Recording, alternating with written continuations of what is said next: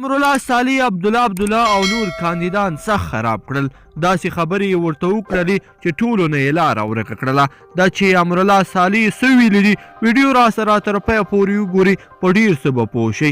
ګرانو لیدونکو السلام علیکم. د دولت ساز ټاکنیزې ډلې لومړي مرستیال امرالله صالح خبرداری ورکړی دی چې د ټاکنو کمیسیون او د ټاکنیزو شکایتونو کمیسیون دوه غړي د ثبات او همپالنې د ډلې پلویان دي. نوموړی وایي د دولت ساز ټاکنیز ټیم اصلي رایې 55 سلنې څخه لوړې دي او که سمه پلټنه وشي نو دا ګراف نور هم لوړېدلی شي.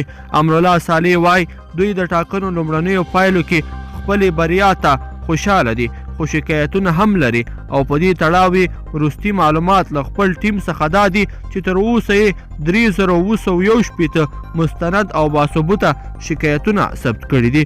نوموړی وایي د دوی 9000 رایې په ننګرهار کې ورکې شوې دي او د 80,000 رایو بیا پلټنه غواړي. نوموړي وویل د ثبات او همپالنې ټیم په یو خبري کنفرانس کې ولسمشر غني ته له ټولو اخلاقي پولو نړولو سره راکېلې ښکنځلې کړې دي چې دا یې په صحنه کې د هیڅ شي په لاسته نه ورتللو دلالت کوي. نوموړی وایي مخالف ټیم په ژور خفګان اخته دی او باید چې په خپل راتلونکي حکومت کې به ورته د علي آباد روغتون لا پراخه کړي.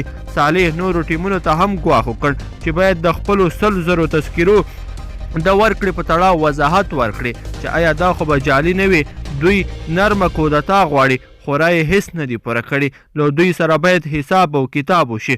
ولس باید د دوی په ګواښونو تشویش کې نشي. دا په داسې حال کې ده چې د لومړنیو پایلو له مخې دولت ساز ټیم 55.48 سلنه، د ثبات او همپالنې ټیم 9.25 سلنه او پاتې ټیمونو کې چا له 3 سلنې زیاتې رایې نه دي ګټلې. ګرانو لیدونکو په دې هیله چې ویډیو به مو راسره تر پایه پورې کتلی وي. که چیرې مو همدغه ویډیو خوښې شوي وي نو حتما یې در سره لایک کړئ او نورو ملګرو سره یې هم شریکه کړئ. مننه.